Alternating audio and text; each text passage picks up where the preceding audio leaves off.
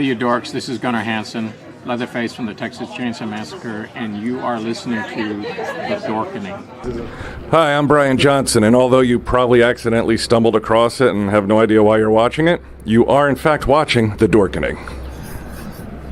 Hello, this is Tom Kenny, voice actor. The voice of the Ice King on Adventure Time. And SpongeBob SquarePants. Ah, meow. Oh, Gary the Snail, too. Hey, guess what you're filling your eye holes and ear holes with? I hope I haven't frozen here. The Dorkening! Oh, I love the Dorkening. Very popular in Ooh. And Bikini Bottom. Hi, I'm Lou Ferrigno. You're watching The Dorkening. And you know what? You don't like me when I get angry, so don't get me angry. You better keep watching The Dorkening. Hey guys, this is Felissa Rose, and you're watching The Dorkening. Hey guys, it's Courtney Palm. We're shooting Death House, and you're watching The Dorkening. This is Anthony Michael Hall, and you're watching The Dorkening. Stay tuned. My friends are going to show you what entertainment's all about, baby. The Dorkening.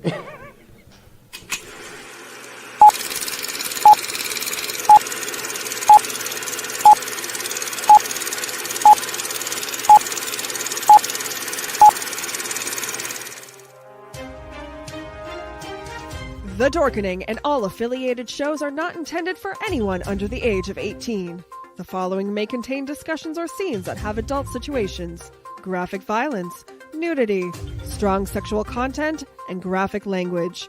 This show is intended for mature audiences only. Viewer discretion is advised.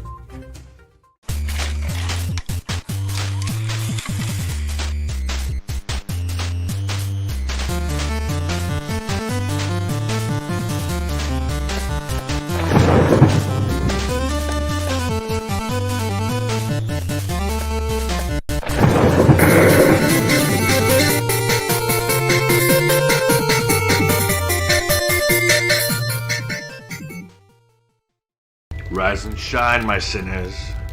When Father Evil starts his day, he gets a little deadly. Deadly Grounds coffee has the richest, smoothest flavor you'll find anywhere. It's sinfully delicious. Once you go deadly, you never go back. Order yours at getdeadly.com. Coffee's so good, it's scary.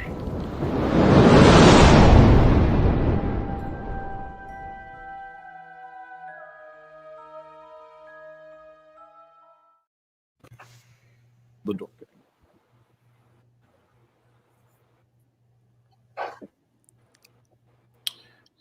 Good evening, everyone. Welcome place beyond the comprehension of the normal person, where nerds of various kind and variety, some with hats, some with video games, some with encyclopedias about the place that we're just discussing. There's a place of imagination, a place that you only visit in your deepest dreams, nightmares, or perhaps you have trivia nights. It is a place of greatness, of weirdness, and some lack of social skills. Welcome to the Dorkening. Nicely done. Oh my God, that was so awesome, Drew. Yeah, awesome. We got an awesome show scheduled for you today, and a lot of people here, a lot of awesome stuff, and we're going to be obviously talking about Twilight Zone. And Drew, hello, sir. Thank you so much for that awesome intro. Hey, everybody. Hey. You're welcome. Just made it up right there on the spot. Powerful Brandon. Do it right back around. Hey guys, what's happening, everybody? Steven. This guy. If the I have a window up here, but if it was lower, I'd be pointing at a gremlin. So another Twilight Zone reference for everyone.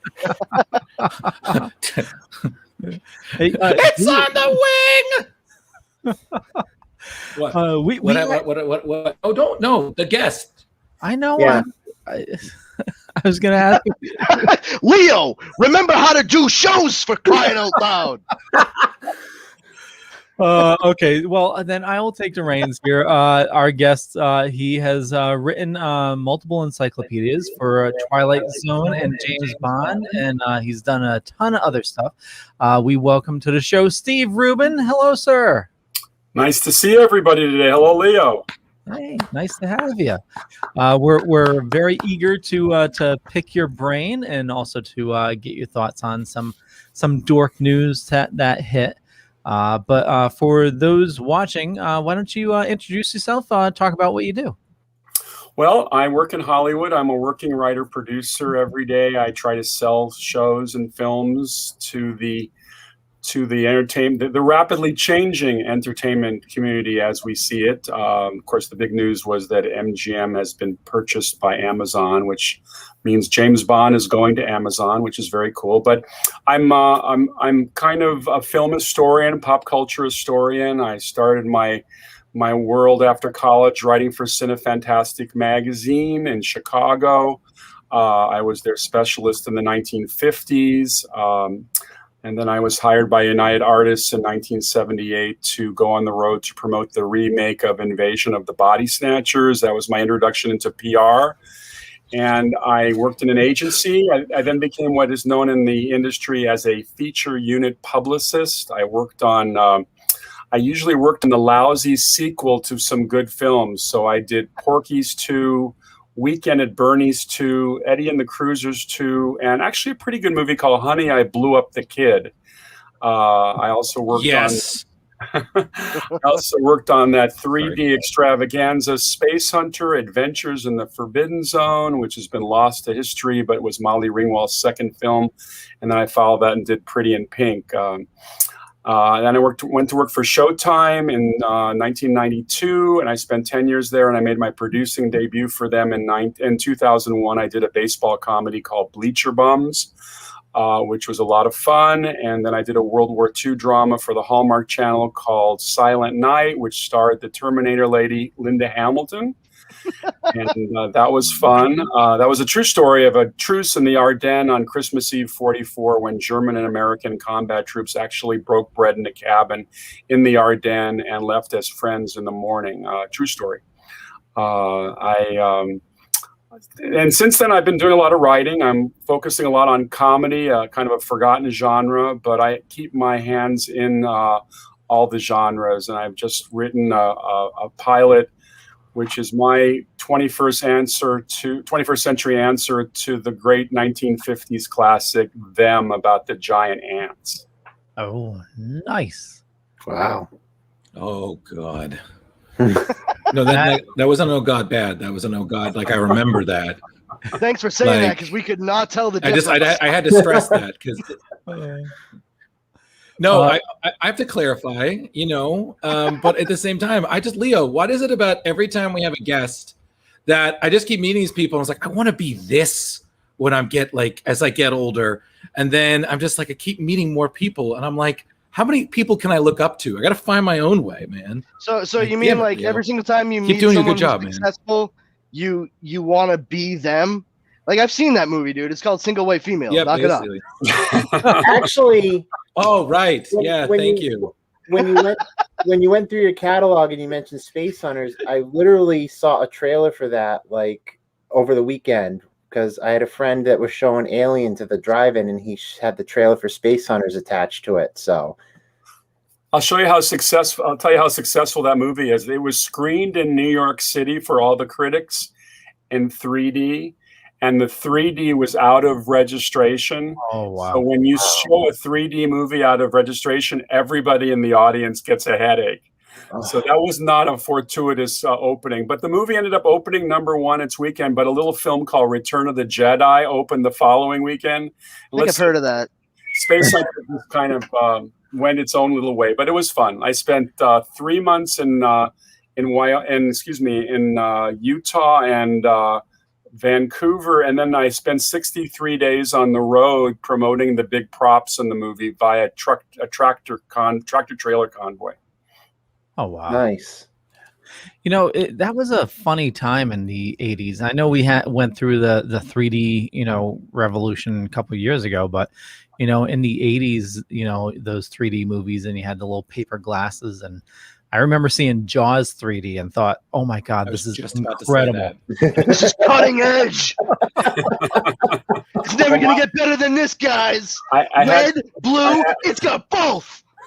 I had to do some research into the history of 3Ds, as publicists are wont to do, because you got to know about the turf you're working in. And I remember seeing a 1953 film called The Charge at Feather River with Frank Lovejoy and Guy Madison. And it has the classic 3D moment where Frank Lovejoy is attacked by this rattlesnake and he's chewing tobacco. So he literally spits at the camera, and which I think is the high point of the movie. Oh, that's crazy. So you mentioned something big that's in the news, and there's actually a bunch of stuff we want to go over. But MGM moving over to Amazon for what, 8.45 billion? Yep. Yeah, that's the big news. I mean, MGM's been kind of an orphan studio for years. I mean, it survived a couple of bankruptcies back in the 90s. The Bond movies went through like a 6-year hiatus because they couldn't find enough money to make a Bond movie. So they've been kind of I think a studio. Well, it's weird what's going on in Hollywood right now. As we know, 20th Century Fox was absorbed by Disney.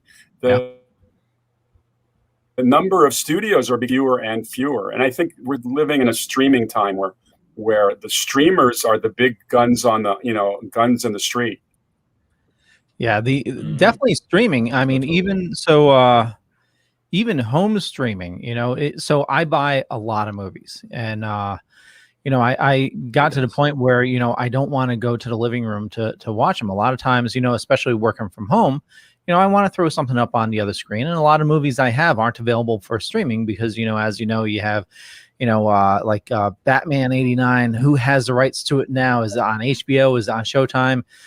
So I have my own server here where I just ripped all my movies and just loaded them up, and it just a click away, and it's just my own in-house streaming system. Ooh. Yeah, a lot of times I'll, So movie night at Leo's house. That's what I'm hearing. Exactly. I actually, interestingly, I have all my exercise equipment in this office here, and for years I just popped DVDs and watched my favorites over and over again. And then I kind of made a kind of resolution a couple years ago that I had to stop watching the same movies over and over again because there were huge gaps in my filmography. You'd be surprised the movies I'd never seen. So now I pick everything up on streaming. Either it's TCM or one of the premium servers.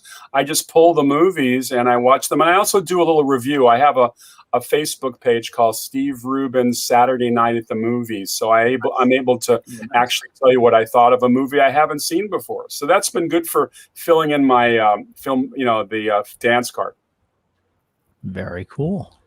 Nothing wrong with that. Get fit and watch your movies. I tell you, this whole Rainbow Connection thing with all these streaming networks. Kermit the Frog was so close. I guess it's the lovers, the streamers in me.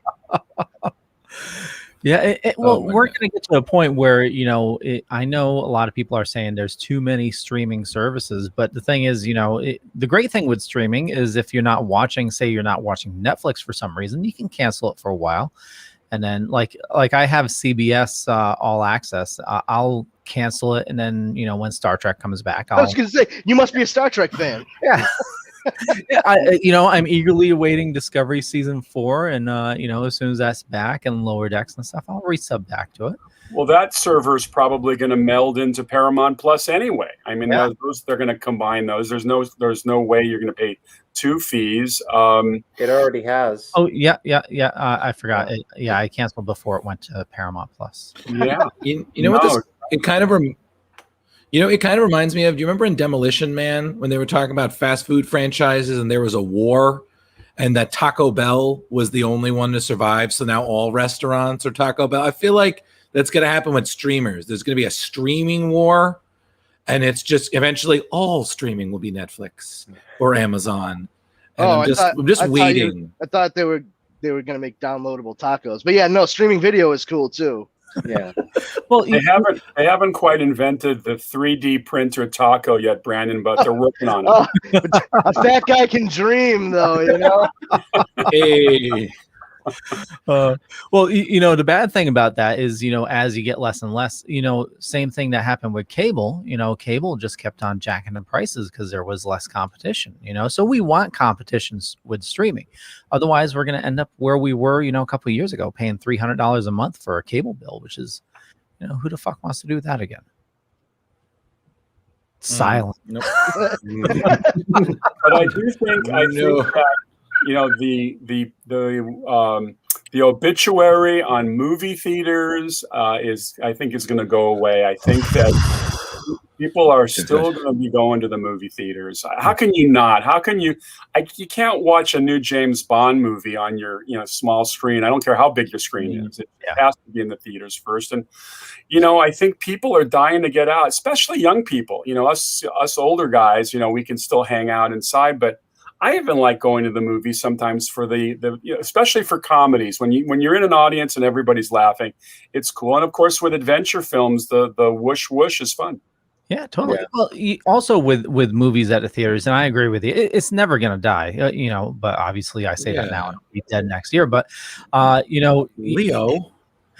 Theaters create a magic bubble where even bad movies are good. Like I remember leaving the theater thinking, okay, Suicide Squad was pretty good, but it was the experience. They serve booze at the theater you went to? Or? The Alamo. It had to be an Alamo Draft House. That's the only way. Yeah, right. Sense, or a Cinnabar. There you go. That shared experience. After Endgame, I was just about to say Endgame. Yeah. Mm-hmm. You cannot beat the cheering when Cap had that hammer. Like I have never seen that with people. I think the last time I saw a reaction like that was during Dark Knight when Gordon gets revealed that he didn't die and he captures the Joker. Everybody just applauds. We're like, yes. The last time I saw that with great sincerity in a movie theater was at the very beginning of the premiere day of Superman Returns. The movie started with John Williams' theme that he had used for the Richard Donner movie, and people started going fucking bonkers, all right? And man, what a roller coaster ride it was after that. You could hear people's emotions doing this. And everyone who walked into that theater like, yeah, Superman, wow, came out like, Superman. Superman's dead now. It wasn't Doomsday. It was Bryan Singer. It was like The Wizard of Oz. It was both great and terrible. Not including Avengers Endgame. But before Avengers Endgame, the one reaction I got in the theater, like a whole complete theater reaction, was Dark Knight Rises at the very end when Joseph Gordon-Levitt reveals, like, his real first name was Robin. Everyone in the theater's reaction was, you know, not oh my God, it's the tiniest breadcrumb! Ah! What a weird thing to like react hard to. Yeah. It was one of those moments when I saw that I tried not to groan. It just came out of me. Like, it was like, oh, it's Robin. It's Robin. And I'm just like, I'm going to tell you right now, Drew, there was no one in that movie theater more nervous or uncomfortable than the guy sitting in front of you when you groaned in that movie theater. Yeah, probably. What the fuck is... What the hell kind of reaction is that? That better be fucking butter. I swear to God. Well, I grew up across the street from a movie theater. I think the first 6 years I can remember going to those Saturday afternoon matinees. 2 pictures for, excuse me, my reference to my age here, 35 cents. Quarter for popcorn, dime for a Coke. For 85 cents, I was there for 5.5 hours. And I saw Take me back. Yeah, no, absolutely. And yeah. I mean, most of the theaters I went to as a kid are gone, though. My favorite has been a Temple for 40 years. Oh, wow. Mazel tov, baby. Yeah. Hey. That's a 2-for-1 deal right there. There you go. I was honored to put my mouth over the spigot of Coke. I got the last bit of Coca-Cola from that snack bar, and it was just a cool moment when you could drink Coke in those days and not feel guilty. Yeah. I never feel guilty. That's why he wears a hoodie all the time. Conceals. But all right. What other news is there for us? Because I have a funny one. Well, yeah. Why don't we? So was there any other thoughts on MGM? I mean, so. I think it's going to be interesting, primarily due to the number of projects that they actually own, therefore produce, that actually appear on other networks and such. For example, I had mentioned offhandedly when this news first started getting bandied about that I'm curious to see what eventually is going to happen with The Handmaid's Tale from Hulu, because that is produced by MGM. So if Amazon now purchased MGM, how long is that show going to stay on Hulu? Well, I heard that it's only going to go 5 seasons anyways. So I think it's winding down, isn't it, Brandon? I believe so, yeah. But moreover, what my point is like, Hulu has been its home. It's been touted as a Hulu original since its inception. Right. But the switching of ownership for the IP, it's going to be interesting to see how long it's allowed to stay on Hulu once they've finished, and then brought right over to Amazon, never to be distributed anywhere else ever again. Because I mean, that's gonna happen. It's just the amount of time, because that was a draw show for Hulu for a couple of years. You know, that is what got quite a few people to actually subscribe. It's nobody. People will fight over The Handmaid's Tale. Wait. No one is going to fight over Castle Rock. You mean people weren't hammering to go get Golden Girls? Every episode. Honestly, man, the reason I got Hulu is because I wanted to see Seth Meyers' cartoon The Awesomes. I didn't give a shit about anything else. I was like, I watched it all in a week. Oh no, I forgot to cancel the trial. Well, I guess I have Hulu now. Like that's how it happened. One thing that has always been a problem with the studio system for companies like MGM is financing. How many movies can they make per year? How can they revive the brand? And with a deep pocket, backer like Amazon, they own everything. Obviously, MGM can start to flex its muscles a little bit. That studio hasn't been making more than 3 or 4 films a year for years. I mean, this is not the MGM of the heyday of the 60s and 70s. They've been a shell for so long. So we'll see. We'll see. Yeah. Well, it'd be good to, I know the James Bond movie, the latest one's been in the works for a long time, and it seems like it's never going to come. So, well, we know for a fact now that it is on target for an October release, and it's the most expensive Bond movie ever, somewhere close to $300 million in negative cost. With all the money they've had to spend holding the film on the shelf for a year and a half, it's probably closer to $350 now plus marketing. So it's a huge bill. I expect good things from this. This is going to be Daniel Craig's last movie. In my book, the James Bond Movie Encyclopedia, I was actually able to put some material from the movie, although they've kept the plot closer than they've ever kept a James Bond plot. Nobody knows much of anything about this one. It's a secret. I will laugh my ass off, like hysterically rolling in the aisles, if it just ends up being a remake of Peter Sellers' Casino Royale. I will lose my shit. No one will see it coming. No one. I'm surprised with the announcement, with today with Amazon and MGM. I'm surprised they haven't made a James Bond movie on the fly called Live and Let Stream. Oh, Christ. God, get out. Boy. Get out. That is, I'm actually 5 minutes. In regards to some of the stuff that we're seeing insofar as studios that are making numerous movies, maybe only a few in a year. Have any of you guys? I'm just kind of trying to shift gears a little. Have you guys seen any new stuff this week from the the Eternals trailer? Oh yeah.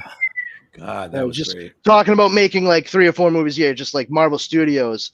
That's literally how they're making their bread and butter. It's like the absolute opposite end of the spectrum from MGM. We make 3 or 4 movies a year. Please help us, buy us out. Marvel's like, we might put 2 out, and we do what we want. Go fuck yourself. But they certainly spend more on those 3 or 4 movies than most small countries spend on their populace. Yeah, oh my God. It's interesting to note the number of people that are showing up in this movie, though. I mean, newer stars like Kit Harington and oh my God, I can never remember the Scottish guy, Richard something from Game of Thrones, the one that played Rob Stark. Right. That's all you gotta call him, just Rob. Yeah, Stark. Rob Stark. Yeah, that's clearly who I'm talking about. But also like great to see Salma Hayek in there is like a leadership role. I mean, man, I got to tell you, it's great when geeks get together and see something new and exciting, whether you're not talking about an action movie or a sci-fi thriller, whatever.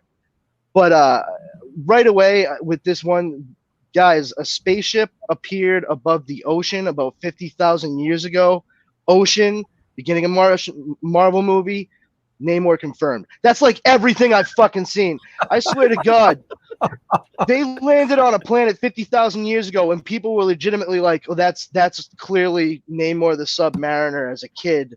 That's why they're showing him right now, and we're eventually going to see him in the modern day. I'm like, you fucking think that Namor the Submariner is like 50,000 years old? Is that you think this is going down exactly like that? That kid right there, they're dialing that in. They're telegraphing it from the beginning of a trailer because you saw fucking water. Okay, gotcha. Like pretty soon, somebody's gonna like take a sip from a fucking water bottle in a Marvel movie. Like, oh my God, that's water. Namor's gonna be in the next movie. You know what I read today, and I didn't realize. Well, I know very little of the Eternals, but I guess Angelina Jolie's character is Thanos' sister. Yes. Yeah. Well, he is. Thanos is an Eternal as well. Yes. So that's fun. Family reunions are a hoot, I bet. Yeah, it's just going to be interesting to find out. Where were you during Endgame? It's. Yeah. So, Steve, well, you were saying something. No. Was I saying something? I don't remember what I was going to say. I haven't heard much about the Eternals. I guess this is part of the Marvel universe that I haven't. Yeah.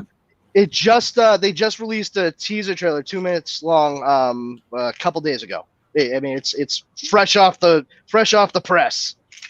Mm-hmm. Well, I'm ready for something good because I did not like any of the big movies that did stream this summer. I thought that one was worse than the next, and I won't name names, but oh, you can name names. Let's do it. I'll do it names. for you. I'll do it for you. You can say like hot coal. I'll be like, hey, Tenet. Oh, excuse me to those who really loved it. The worst movie I've seen in 35 years. We can be friends. We can be friends. I hated it. And that was followed by Wonder Woman 2, which was horrible. Yeah, but you know something? At least when Patty Jenkins' movie was getting released, she was like, hey, this is the sequel. You know, we didn't want to release it like this, but, you know, it is what it is. It sucks, but it's better than nothing, right, gang? Whereas Christopher Nolan was like, I will save cinema! And I don't care. He was like the fucking villain from Monsters, Inc.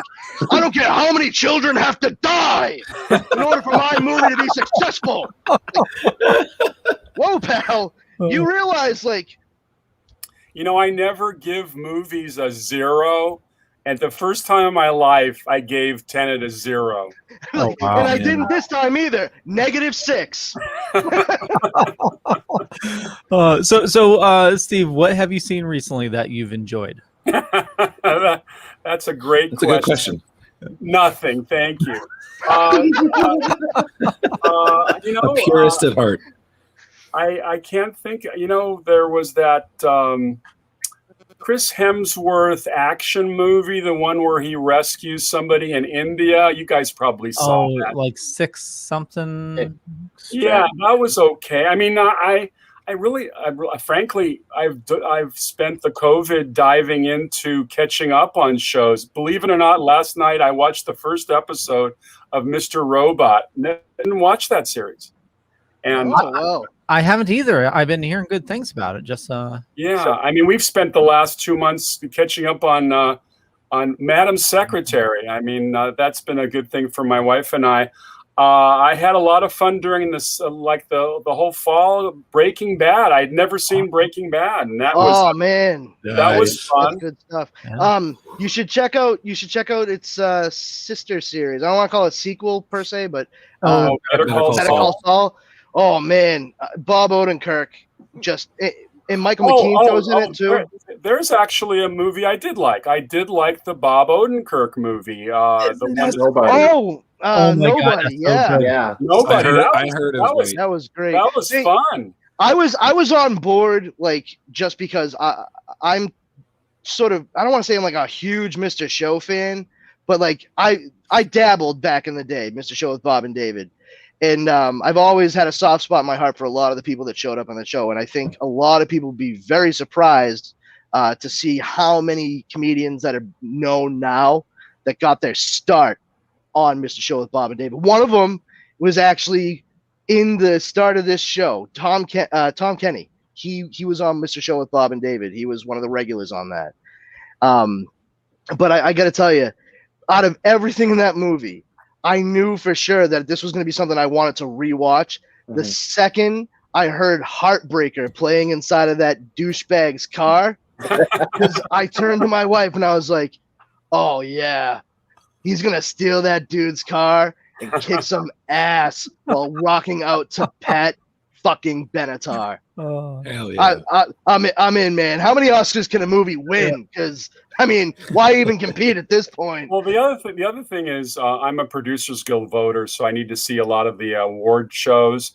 And every fall, they bring out these movies for an award consideration, and they're good movies, but they are invariably depressing. They're sad movies. And a fun movie, give me something fun for a change. It's been part of the motivation for me as a screenwriter and producer. There's got to be something fun to see. And I think the fun quotient has been drained from Hollywood with a few exceptions every year. I mean, last year for me, the only fun movie I saw was the Tarantino movie, which I've seen about 40 times.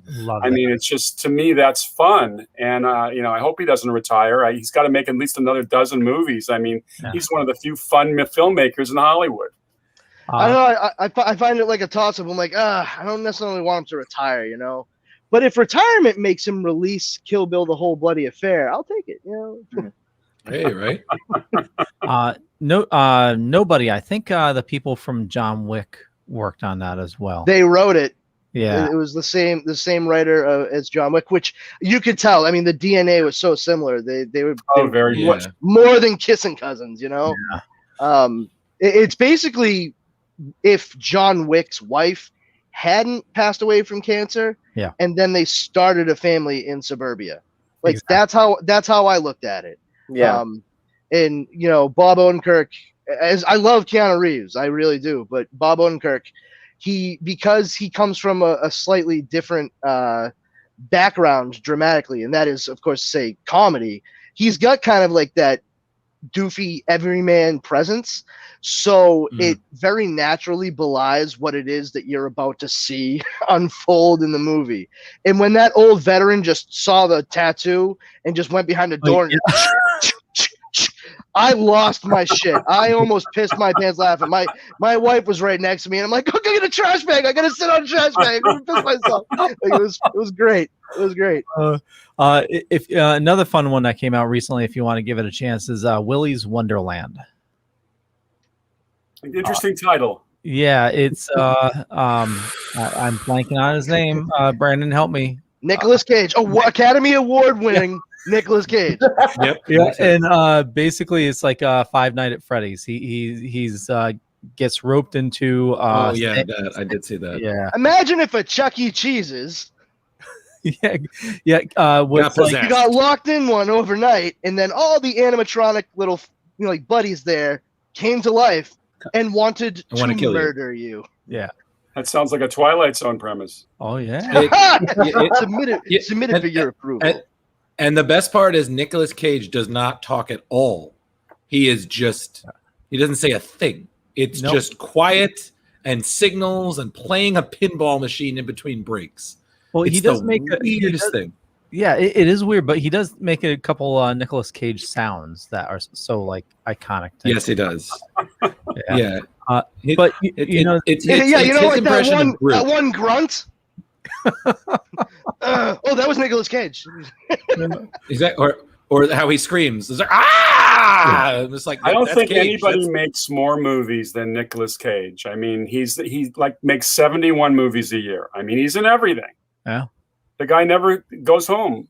And I hear he has 6 homes, or maybe 4. Yeah, bankruptcy's a bitch. I've heard. Leo, should we talk about the Twilight Zone? Yeah, totally. I was just going to say that was an excellent segue. Might as well. I tried to make a little segue there. Much appreciated. Good job. Subtle. Yeah. So I started rewatching some of the episodes today. The classic, even that first one, Last Man on Earth. Where is everybody? Yes. With Earl Holliman, right? That's the pilot, and that was. Although when you dive this as for the Twilight Zone Encyclopedia, I discovered that actually a year before the Twilight Zone went on the air, CBS Desilu did a 1-hour show called The Time Element, where the great comedy actor William Bendix plays this New York bartender who goes to a psychiatrist played by Martin Balsam and claims he goes to sleep every night, and he dreams he's at Pearl Harbor before the attack, the day before, and he can't seem to convince anybody that there's going to be an attack. And apparently the amount of fan mail this 1-hour standalone got was so enormous, it encouraged him to go to CBS with the idea of doing this anthology. Now, by 1959, anthology was on the way out. Jim Aubrey had come aboard as head of programming, and he didn't believe in anthology. He believed that people watch Gunsmoke with James Arness, they watched The Untouchables with Robert Stack, they watched I Love Lucy for Lucy, and he says that these anthologies you have to have continuing characters. So for the 5 years that the Zone ran, Rod Serling was always running up against Aubrey trying to cancel the show. And after the 3rd season, they succeeded in canceling the show, and they put on a show called Fair Exchange, and it bombed. So obviously it wasn't a fair exchange. So they gave Rod a call, and I think he was already back in Ithaca, New York teaching. He said, we need more zones. So that's when they came up with the idea of doing an abbreviated season of 1 hour episodes, the 18 1 hours, which comprised the 4th season. And then they did bring it back for the 5th season, going back to the half hours. But Rod was always up against the gun, dealing with the powers that be that wanted to cancel the show.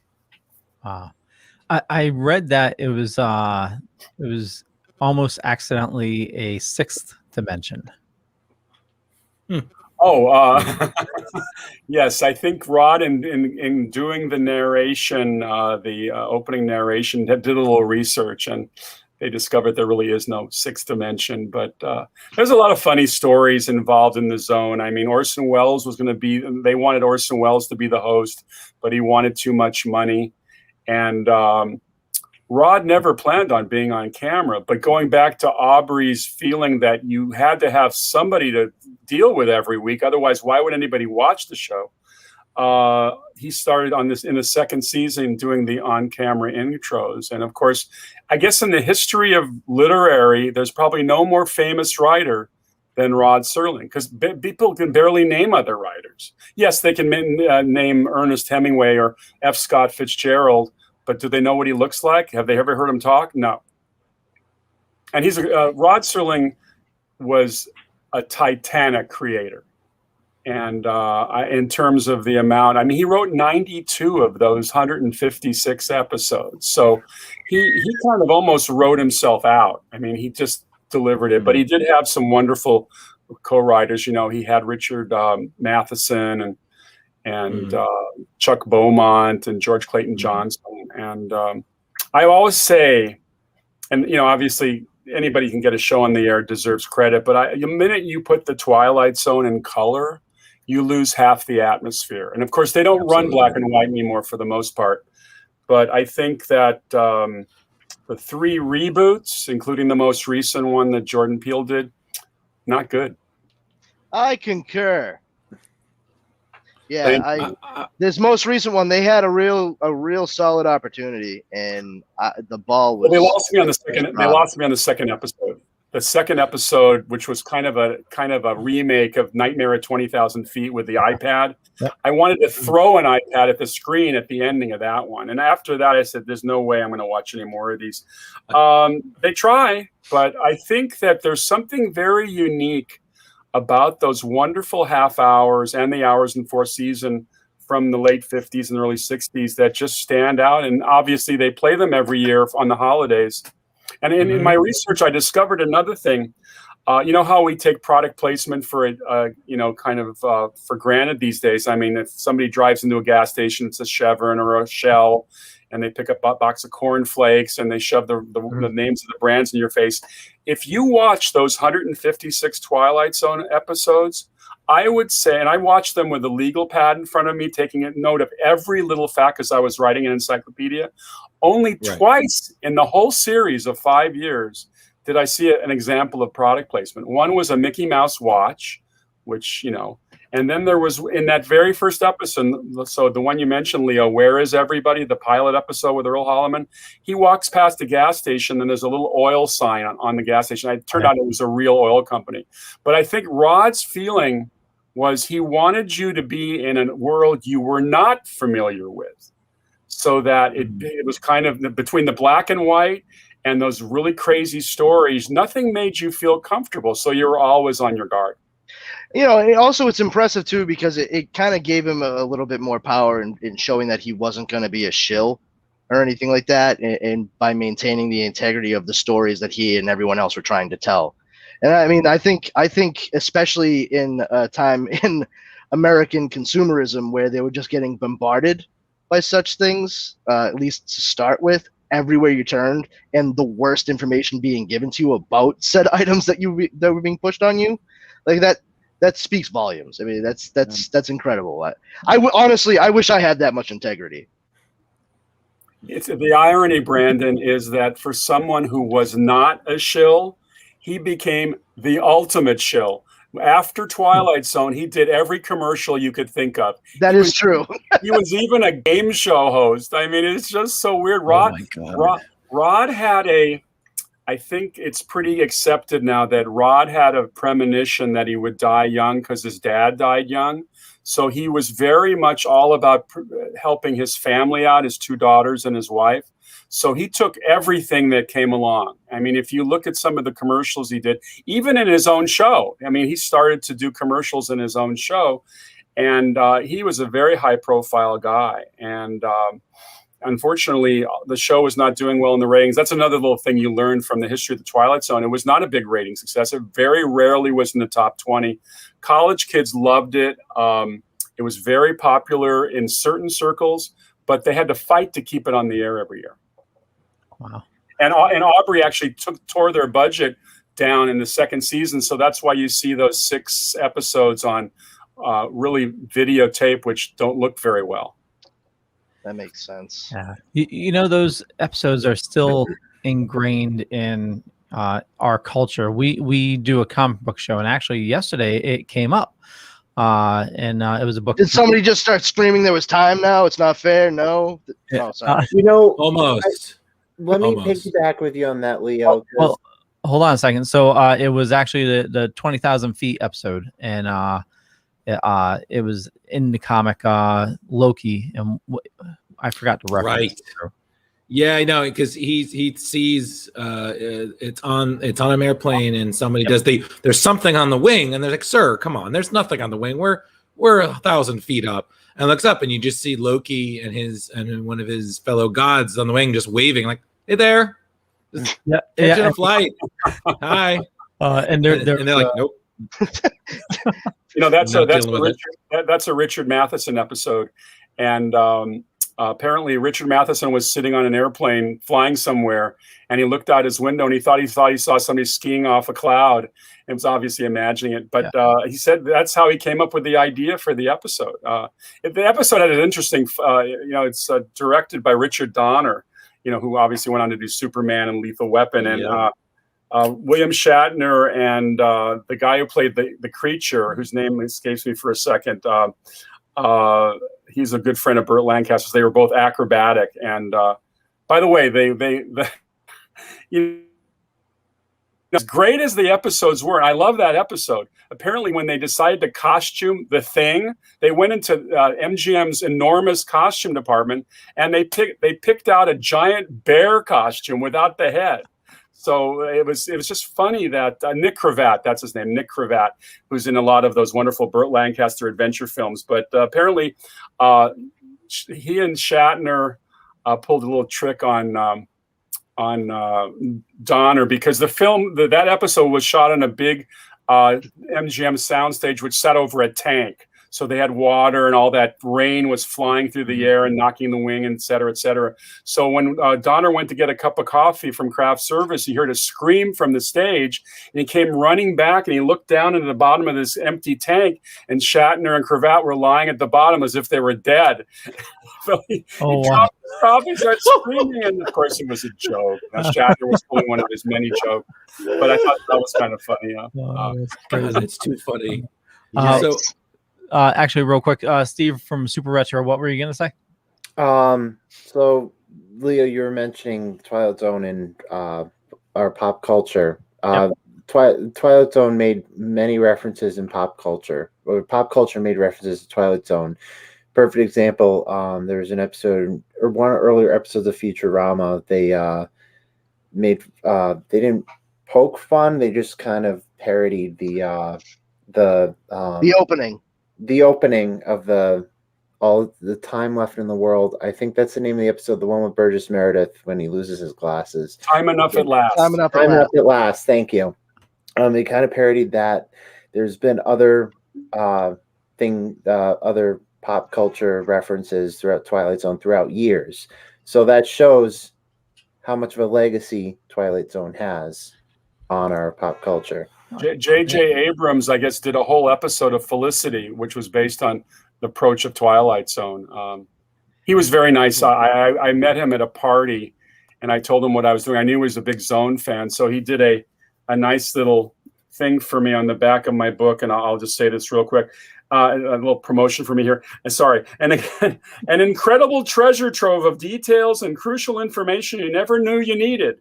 The Twilight Zone Encyclopedia is lovingly researched, written, and presented. This book is one true gift to all fans of what is arguably the greatest series to ever grace the airwaves. J.J. Abrams. Awesome. Not bad, not bad. I actually stalked him at the party.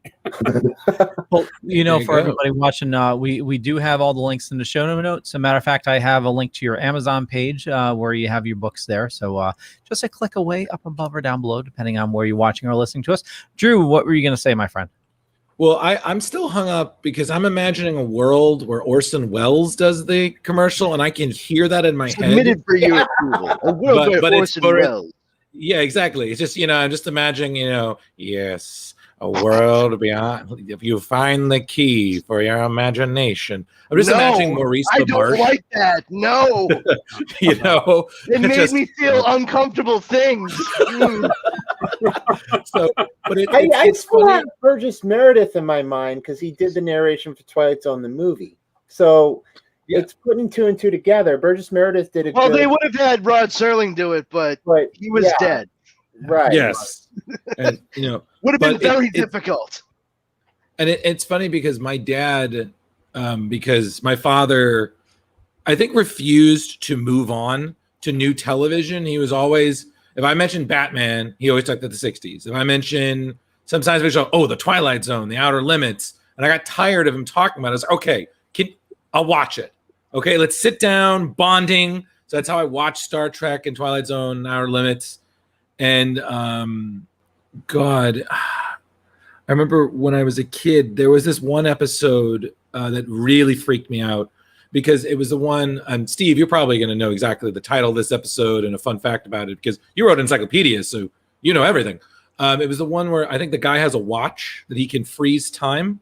Oh, man. Yeah. That one is and brutal. Yeah, and that was, I think, the third episode I ever watched with him, and I after I watched it, I was like, I have to go outside and I have to contemplate life. Like You're that like a really kid, freaked me out. Turn to your dad like, so this is the shit you fuck with? This is what you this do is- with your free time? This is why you guys did so many drugs back then, because you're watching the Twilight Zone and needed to process. And it's and he's going through. He's like, oh, man. cool. And It's then he not- breaks it's it. not and drugs because of Twilight Zone. It's Twilight Zone because of drugs. There's a slight difference. Actually, Yeah, The Simpsons did a Treehouse of Horror episode devoted to that episode. So, oh, really? It's called a Nice. kind of a stopwatch. Yeah. And, it is a great episode. But my first experience freaked me out too, Brandon, because I was 8, and as a typical 8-year-olds, I mostly watched cartoons. I didn't watch much live action, maybe a few westerns. So I wander into the living room. My parents have on an episode called The Silence. And that's about that club where one guy gets another, he can't shut up for a year because he's a motor mouth. And I'm sitting here watching this guy being placed into this glass chamber in the basement and with microphones and cameras, and he can't talk for a year. I was so freaked out. I never watched another Twilight Zone again until it went into reruns. Wow. Jeez. That's powerful. Powerful Yeah. stuff. And that And wasn't horrible even stuff. that wasn't even like a supernatural one. That was just a pissing match between two guys that led to some really weird stuff. Yeah, but those are always the best kinds of stories. In all honesty, I mean, like the fantastical and supernatural elements; those are fun for sure. I don't think anybody would deny that. But it's the stuff that's just slightly off, slightly off from what we know. It's too close for comfort. That's what really gets in and gets under people's skin, you know. And that's especially over the decades since the show was on. We've seen how so many of those ideas they just last, and it's because the human condition very rarely changes. So every generation finds those points with which they can connect to the material. It's honestly something to behold. Every time you sit down, you can always either find something new yourself, or you get the chance, and this is a real gift, honestly, to have somebody watch an episode or a block of episodes for the first time ever. You know, it's such an experience that so many people from all walks of life. Like you were saying earlier, Steve. I mean, a lot of people might not know who Ernest Hemingway, like what Ernest Hemingway looks like, but they sure as hell know what Rod Serling looks like, what he sounded like, probably what hand he held his cigarette with most of the time. Well, they teach F. Scott Fitzgerald and a lot of the classics in literature in school, and I have always said that why not teach Serling? I mean, his writing is so contemporary and so meaningful, and has things to say. I mean, the whole thing about Serling, when he was doing live television in New York, they wouldn't let him do anything controversial. The TV ran away from any kind of issues, and Rod was an issue kind of guy. I mean, this one story I heard was that he wanted to tell the Emmett Till story of the black youth who was hanged because he whistled at a white woman, and the network executive said, "You can tell that story, Rob, but you got to make him a Mexican." And he was just horrified by some of this attitude. There was also one story that if you were doing a Western and it was sponsored by Chevrolet, the dialogue, if they were going across the river, no one could say they were fording the river. It had to be another word for it. They were Chevying the river? They were Chevying the river. And then, of course, in those days, sponsors told you what they could do, what they could and cannot do. So the whole idea of the zone really came out of the realizing that the only way to tell his morality tales was to disguise them in science fiction, fantasy, and horror stories, which, of course, he did so well. Which it's interesting because it's funny to note the similarities between strong creative minds over the years that are separated by generations. L. Frank Baum, the author of the Wizard of Oz novels, numerous, like so many, and they're so dark. He actually was a fairly politically involved guy, and especially for his time, like pretty progressive. And he tried making some political writings, and everyone who read it was like, this doesn't have fucking Dorothy Gale in it. Why do I care about this? So he started inserting everything into his Oz books, and through the lens of weird, kind of fractured fairy tales that he was telling, he was able to get the political and economic points that he was trying to drive home to not just kids, but the adults who were reading them to and with. And then moving, like that's before, and then moving past it to see the effect that Twilight Zone has had on the zeitgeist for 60 years. I mean, well, I don't know about you. This past year of COVID, I think the whole planet has been living in kind of a Twilight Zone on many levels. Yeah. I mean, it's just crazy. I mean, it's just been like that. But I agree with you. We have a lot to be thankful for that we had Serling and Serling's writing available, because it was really brilliant. And it was actually a short time in history, because television was changing. By '64, when it went off the air, it was all about Gilligan's Island and Beverly Hillbillies. And, TV was becoming even more mindless than it used to be. During Serling's heyday, it was The Word, and you had writers like Pat Chayefsky and Reginald Rose and people like that writing. And it's interesting because Serling's his scripts were very dialogue heavy. It wasn't a visual medium. It was really about what people had to say. And that style of writing was not in favor anymore. And you look at Serling's output post-Zone, he only did a few movies. He did Planet of the Apes. He did the 7 Days in May. He did a lot of rewriting, but long dialogue stretches where people were talking about meaningful things, that was not Hollywood at that time. Yeah. But it is funny to note, though, that because the landscape of television was absolutely shifting, and not in a positive direction for creatives like Rod Serling and Harlan Ellison and Richard Matheson and so on and so forth. However, it is funny to note that over time, that show actually contributed more to how television developed than most others at that point in time for a long time. I mean, you could draw a direct line from something like The Twilight Zone and the issues that Rod Serling had with the network to David Lynch and Mark Frost with Twin Peaks on ABC. We're like, no, you can't stretch this out. You got to do this. You got to do that. We want you to solve the murder in the beginning of the second season. So just like, hey, compromise the hell out of yourself so you can do what we want you to. And neither one of them was happy, and you could tell that they purposely went out of their way to make season 2 as unpleasant to watch as possible. Like that was very clearly a fuck you finger to ABC.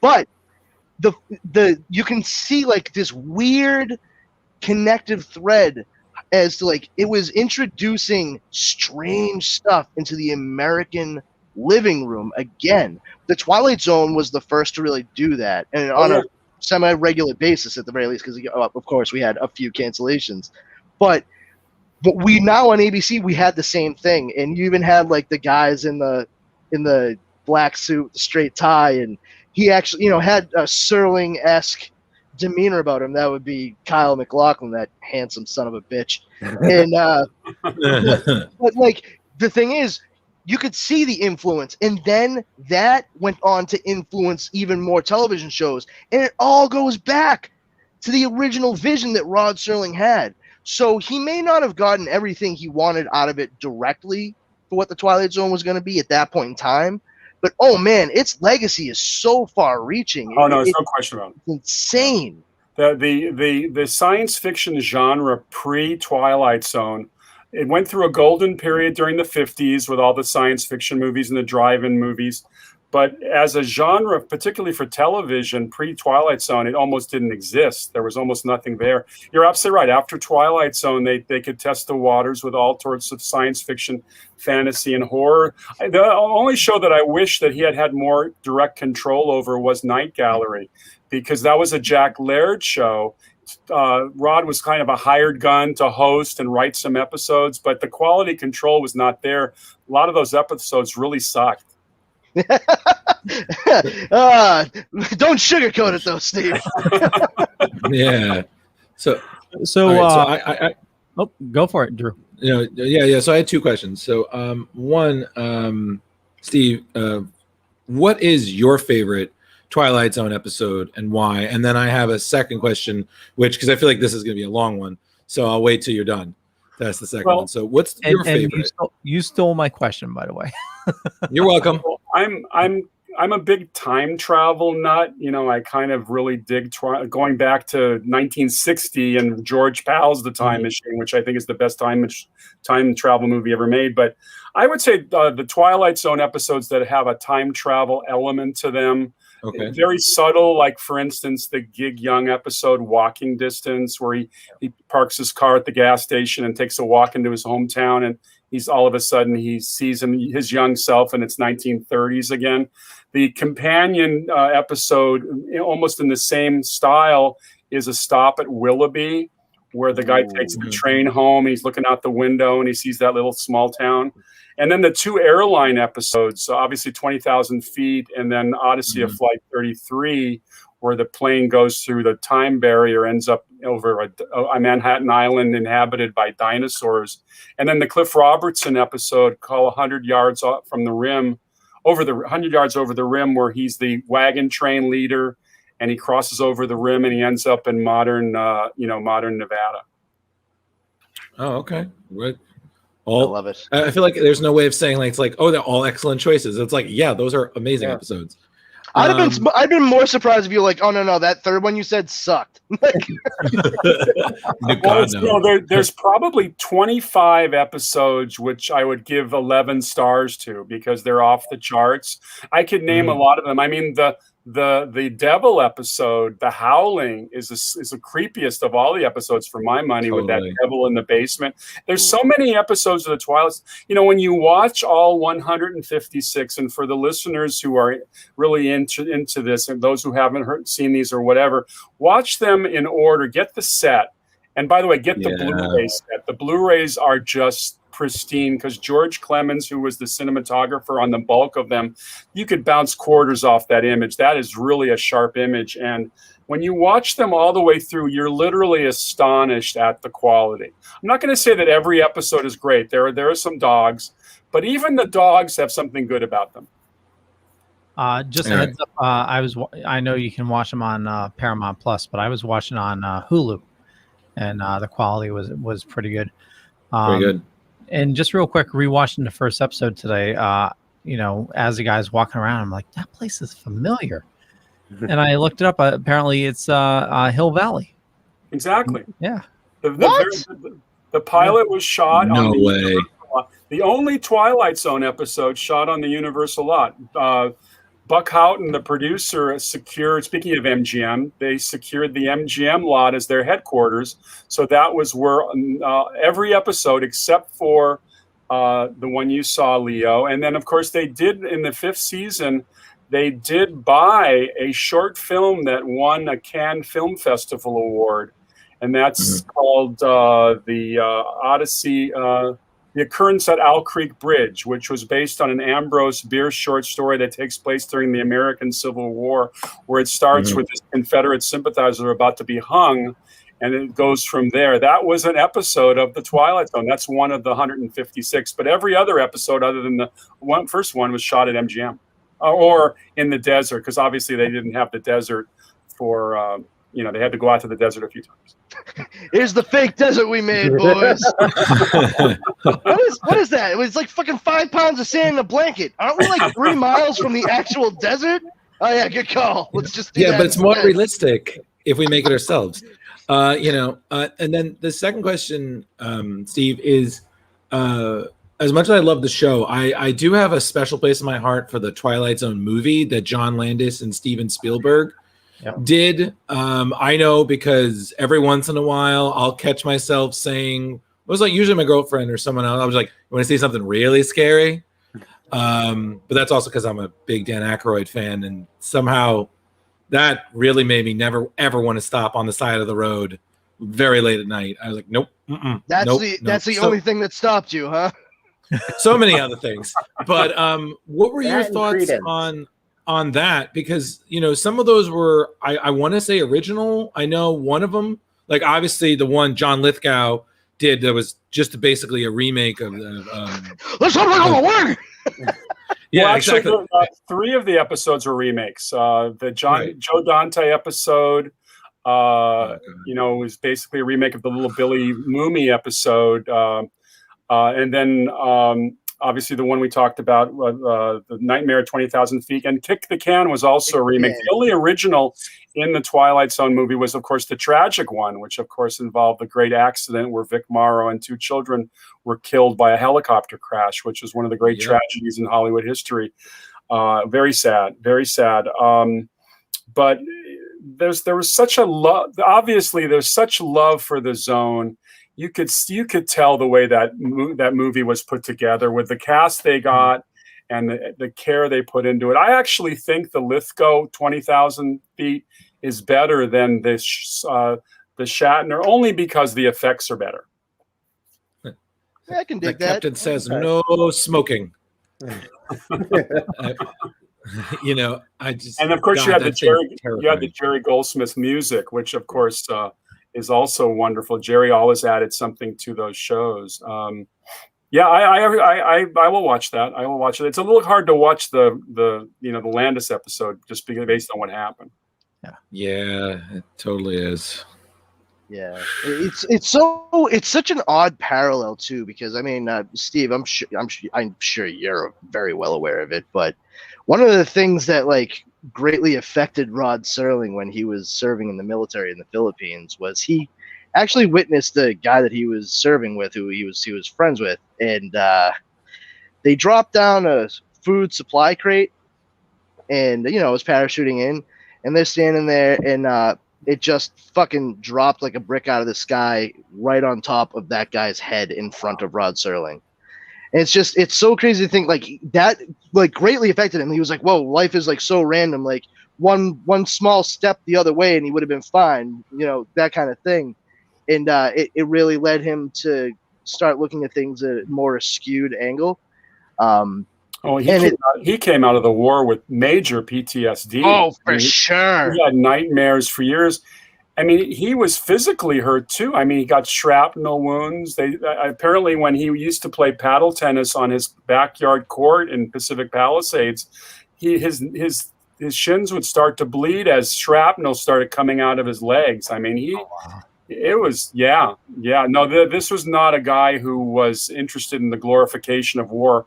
I mean, his paratrooper unit, and he was a paratrooper, and what happened in the Philippines, pretty awful.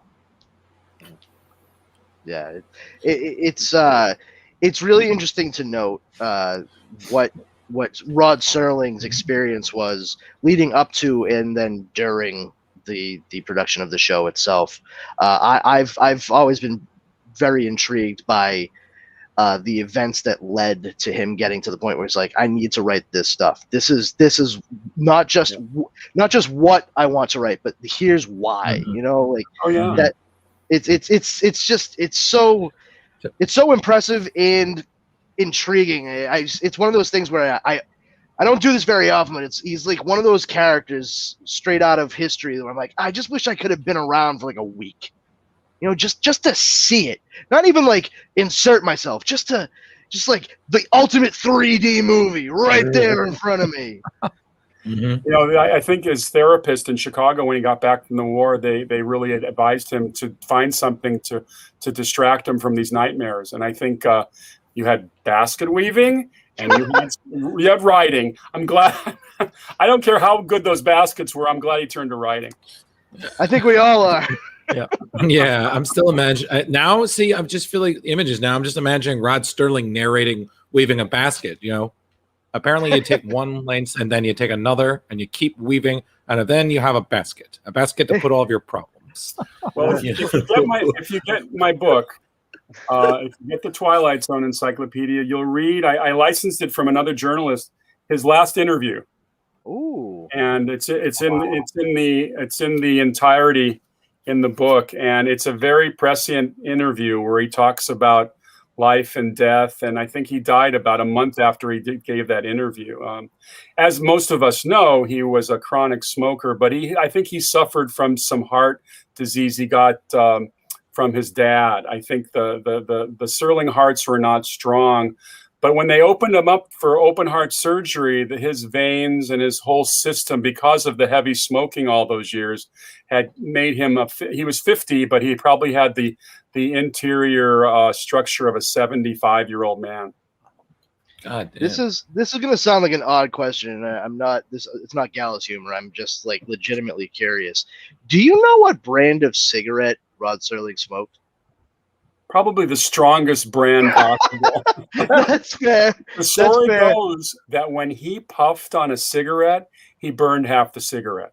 Ooh. I mean, this is a guy who wasn't taking short little puffs. I mean, this guy, no, I mean, long drags. Yeah, he was straight up breathing smoke, like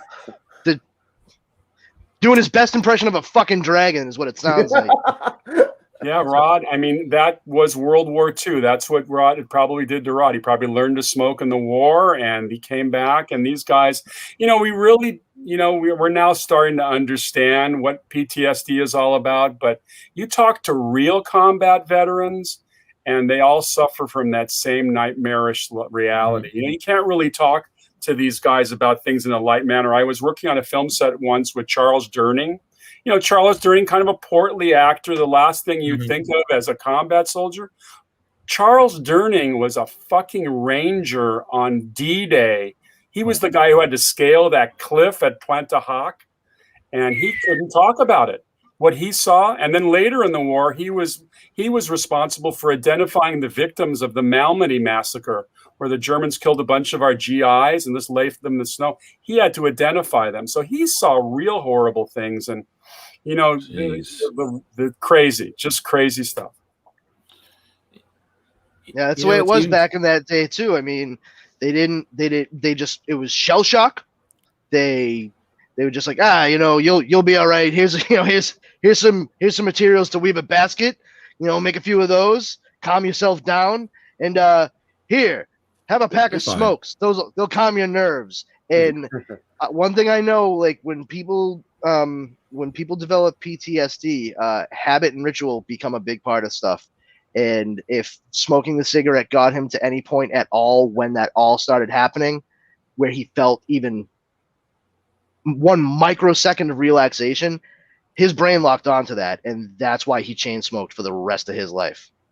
One of the projects I'm developing in Hollywood right now is we want to tell the whole story of Audie Murphy. You know, they did the movie in 1955 where he played himself. It was, you know, he's the most decorated soldier of World War II. But a lot of people don't realize he came back and he became an actor in Hollywood. He was in like 45 Westerns as a leading man. But he also suffered from major PTSD, which he disguised completely from his public persona. You never knew that Audie Murphy was troubled, and yet he was very troubled. That's the way, I mean, unfortunately, it was seen as weakness, and it was all about just, you know, buckling down and that old stupid saying of pulling themselves up by their bootstraps. Like, no one ever read Baron Munchausen. They completely missed the point of that fucking story. And, you know, just awful that so many guys went through that. But it's really hard to, you got to temper that, because it's like, what a shit show. But man, if it hadn't happened, we wouldn't have gotten this long-lasting, you know, an endearing anthology series that people are still talking about so many decades later.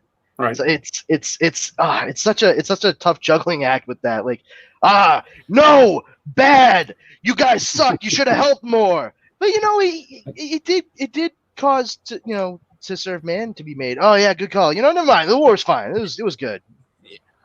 I mean, that's just kind of says a lot about how trauma really helped shape the best. I mean, the same thing happened with Tolkien. He was in World War I, and he saw such atrocities, and that helped inspire some of what he basically created into be Lord of the Rings.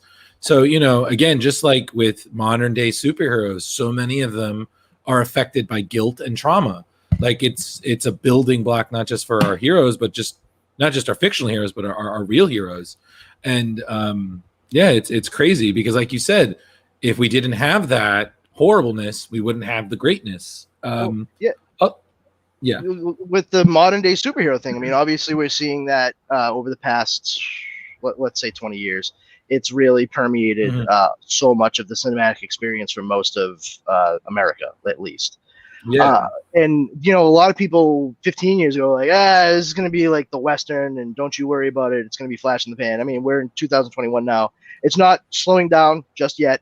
But it's interesting to note that if we're even talking about something like that, Rod Serling's influence, not just from the stories he made, you know, not from the stories he contributed to, that he helped other people get onto the show, you know, nothing like that. More to the point, the people he worked with. And you see that he worked with Richard Matheson and Harlan Ellison, Richard Donner, and that's a big one because the episode of the Twilight Zone that he directed is an all-time classic, and it was actually a big part of his calling card for when he tried to make the move from television directing to film direction. And Richard Donner's first real big film was a horror movie called The Omen. And that, in turn, was what got him the phone call from the Salkins and offered him the directing job on Superman the movie, which at that point was going to star Marlon Brando. Like, that's it. That's all anybody knew. And Marlon Brando decided to bring in Mario Puzo, who wrote The Godfather and all that. But they ended up making what became the archetype for the superhero origin movie. So the seeds of what Rod Serling planted is bearing fruit in completely different gardens. It's amazing. You know, he hired Richard Donner to direct an episode that became a classic. And 14 years later, that guy is making the biggest superhero into what's supposed to be a special effects extravaganza. I mean, the tagline straight up was, "You'll believe a man can fly." Going from a bunch of unbelievable things to another unbelievable thing, and it all just ends up down the line. This is all Rod Serling. if Rod Serling hadn't done these things, then you wouldn't see a lot of what we enjoy and love now. It's well, nuts. I think he opened up writers' minds too, because I always call Rod Serling's Twilight Zone the what if show. Every episode, what if? And it opened your imagination totally. So everybody, and I'm influenced by this every day. When I try to come up with a new idea, I'll say, what if? And I think that, and as you pointed out earlier, before Twilight Zone, science fiction, fantasy, and horror were kind of bastard genres. They weren't given any respect. After Twilight Zone, they realized people want this stuff. They want to know. They really want to know. Yeah. So I'm sorry, George Ben. I actually had a question. No. for Steve. I was done. I'm sorry. Go ahead. Oh, okay, no worries. So, Steve, God, you know so much about the Twilight Zone. I mean, you wrote a book about it, and thank you, because I was wondering to get my dad for Father's Day. So, wow, thank you. Ask and you shall receive. But Link since you is know in so the much show of everything, what? Link is in the show notes. Hey, listen, boom. Thank you, universe. I'd like a job now. But Steve, did you ever sit down and try writing your own, a Twilight Zone episode? You think if I could, this would be a great episode. You maybe wrote out a pencil sketch or an outline, or maybe even type something up. Did you ever sit around and was you know what, today I'm gonna imagine I'm in season 6, the 6th season, Well, not exactly. I've done a couple of things. I actually decided about 20 years ago that I needed to direct something, because I thought maybe someday I'll be blessed with the opportunity to actually direct something. So I decided, just kind of spontaneously, to remake an episode of one of my favorite episodes from the 5th season. It's called The 7th is Made Up of Phantoms. It's about a group of tankers who are on maneuvers in the National Guard in South Dakota, and they go through a warp and they end up near Custer's Last Stand. So my good friend Rory Elward, he had become friendly with the U.S. Marine Liaison Officer in their film bureau in L.A., and I got to film at Camp Pendleton with big props, Humvees and light armored vehicles, and we filmed it. We called it Time Out for Bravo 7, and I had no rights to do anything. It was just really more of an experimental film, but I had a lot of fun doing that. We kind of we brought a 1960s episode up to the 21st century, which was kind of cool. But I also, in our work, my writing partner, we've been writing for the last 8 years. We've been writing a lot of spec work, which starts with that what if thing. Nice. So I am definitely influenced every day of my life from Rod Serling's ability to tell us to open up our imagination. I believe in that dimension, the dimension of imagination. Very cool. That's outstanding. Yeah. I know we are running a little bit on time. Was there any other questions for Steve before we start to wrap things up? Let me see. No, I'm good. I feel like I could get one. Let me see. Are there any properties, any movies, shows, anything like that you have seen over the years, Steve, that it might not necessarily be structured in an anthology like Twilight Zone was, but evokes the same kind of feeling on an episode to episode basis? Oh, sure. The one that comes to mind immediately is that, speaking of Pearl Harbor and the time element, the Kirk Douglas Martin Sheen movie called The Final Countdown, where a carrier goes through the time warp. I thought that was pure zone. You see that, obviously I haven't watched all the episodes, but Black Mirror is just so much inspired by Zone, very much so, and 100%. Beautifully done. They really pour themselves into those episodes. Every couple of years you see things. I would even argue that the Tarantino movie was almost like a Twilight Zone episode. That's fair. I think that's a very fair assessment. I mean, it's just slightly off. Slightly off. Exactly. So close. If only. I've got a funny story to tell. It's one of the odd things that when you're involved in a book project like this. So a couple years ago, I went to Binghamton, New York, which is where Rod grew up. He was born in Syracuse, but he grew up in Binghamton, which is a little town a little kind of bedroom town with a just like in a Twilight Zone episode, with a green in the middle of the town where they had the carousel, etc. Kind of like which was used, that kind of inspiration for a stop at Willoughby. So one of the guys I was working with, one of the fellow authors, told me we should go see Rod Serling's house. So Rod Serling's house is still there, a little white clapboard house on one of the streets in Binghamton, and there was a family living there, and they came outside and they said hi, and they offered to take a picture of us on the steps of the Twilight Zone house. I said, that's great. Here's my phone, blah, blah, blah. We took the picture. It was great. I look at the picture, black and white. And this day, I have no idea how that could happen, because you know how to make a black and white picture, you have to set it.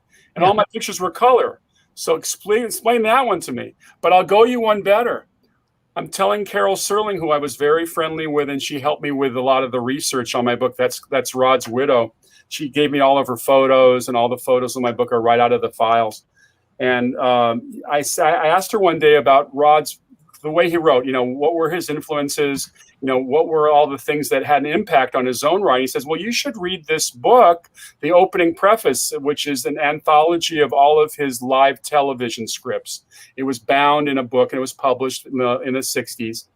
And so she hands me his personal copy. Wow. And I just take care of this. I bring it home. Now I had to do something that night, so I left it on my desk.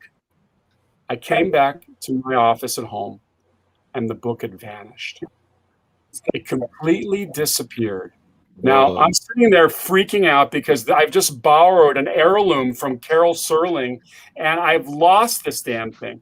I spent 3 days in my office looking for this book under everything. I never found it. How about that for a Twilight Zone moment? Oh, wow. Fortunately, Mary and Joseph. I went on eBay and I bought the same book for $100, and I gave it to her. And although when it came time to work on the book, and I asked her for those photos, I had to put them on my computer scanner at her place. There's no way she was letting things out of her house. Oh man, it was crazy. It was crazy. Wow. Oh man. We're getting a bit of an echo. I'm not sure why. Okay, so we'll wrap things up. So 2 quick questions for you, Steve, before we say goodbye. One, is there a series that you're considering to continue your encyclopedia about? Anything you want to dive into? And second is, I know we didn't talk too much about it, but I know you're also a big James Bond. You wrote a James Bond Encyclopedia.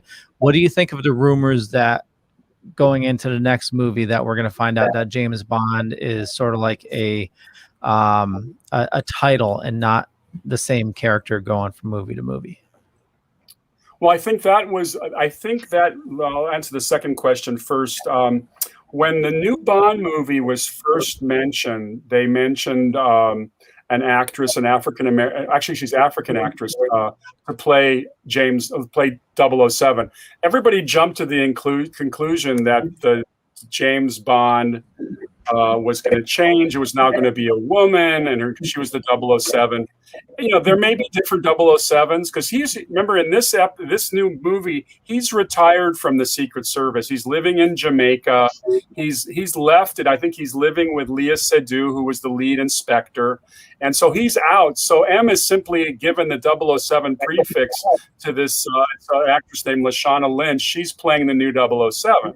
So I think that Bond is Bond. I mean, I think that they're not going to mess with success. Now that Amazon has taken over what is arguably one of the most successful franchises in history, they're not going to screw around with it. They're going to keep it. They're going to find another guy to play James Bond.